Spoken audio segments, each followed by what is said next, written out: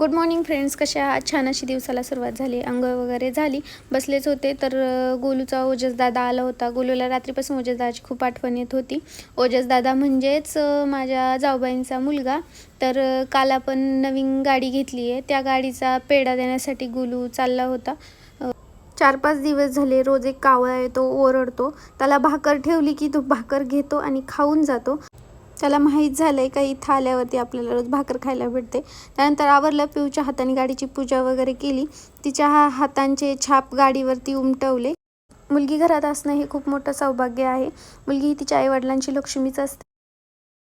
मग आम्ही आवरलं. आज होता पोलिओ पाजण्यासाठी शेठ आणि मी आपल्या गणपतीच्या मंदिरात त्यांना घेऊन चाललो होतो. गणपतीचं मंदिर आपल्याला जवळच आहे. हा आहे मंदिराचा मागचा दरवाजा. आपण मागच्या दरवाजानी मंदिरात चाललेलो आहोत. तिथे गेलो, गोलू व पिऊचे नाव वगैरे नोंदणी केली.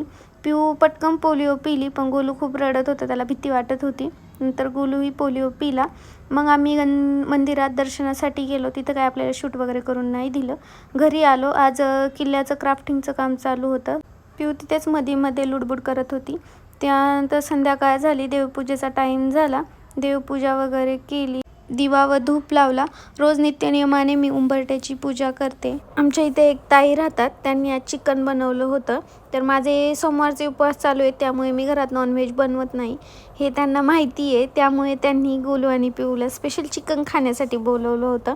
तिथे गेल्यावर सुद्धा त्या खूप प्रेमाने चिकनचे पीस बारीक करून देत होत्या त्यांना. हे सर्व पाहून मला खूप छान वाटलं. गोलू आणि पिऊला त्या खूप म्हणजे खूप जीव लावतात.